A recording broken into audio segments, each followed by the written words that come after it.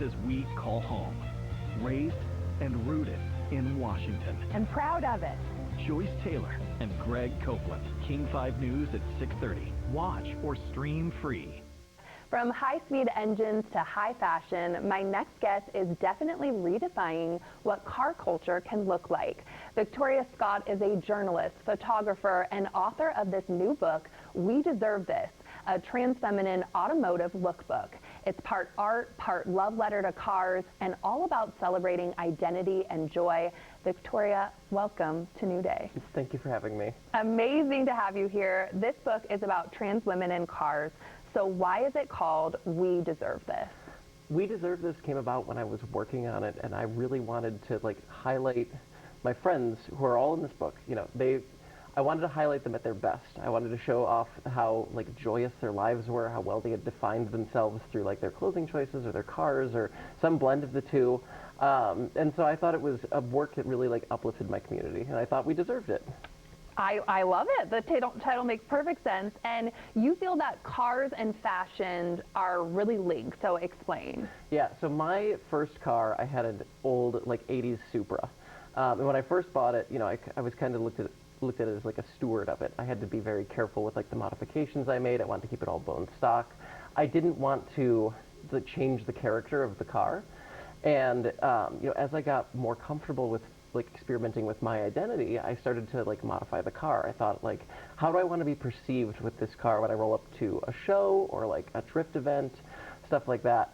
And so I sort of used the car as an experimentation platform for how I would play with my identity and how I would present myself to the world. And so I started pairing my fashion and my fits to the car, and that was sort of I started to notice other people in the automotive world do that. You look at Lewis Hamilton, the F1 driver. When he announced for Ferrari, they had a whole press kit release where it was him wearing the coolest suit I've ever seen with an 80s F40, and it was this perfect blend of a couple of different synthesizing different styles into one cohesive whole. And so that was kind of what made it all make sense to me. Oh, I dig that. And tell us about the process of putting this book together. And we're also going to look at some photos from the book. There, we're seeing some now. Yeah, so some of the shoots that we did in this book are the women brought their own cars. And so this is my friend Lauren. This is her old Porsche. And that was sort of a constant throughout her whole life. So she had this 911 from the 80s onward. And some of them I would go and find a car that really fit one of my friend's vibes. So we have a shoot in here that's a Subaru Crosstrek with a lady who loves to hike. And so, it's kind of, I was trying to show that the car can be, a front and center aspect of your lifestyle or your sense of self, or it can kind of be an assisting character that sort of helps build this persona. Look at that powerful persona on the top of the car. Yeah, loving it. That was her old diesel Benz. Yeah, and so we kind of approached it differently depending on what the model wanted. I really wanted it to be genuine, so I didn't pick people's outfits. They came to me and they were I want to wear this outfit and I want to portray this era or this kind of style. And so I'd be okay, we can either grab one of your cars or we can I'll go find something that'll fit it. The cover car, for example, is that was a friend of mine's in Texas where we did this shoot.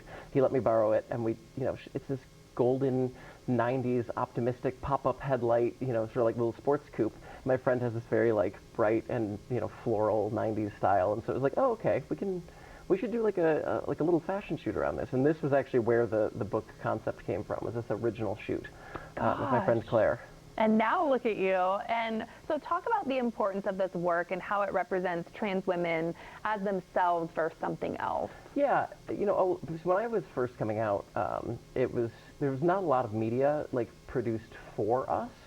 A lot of it was kind of an outsider look at the trans community as it was very clinical or medical, or it was exploitative, or it was depressing.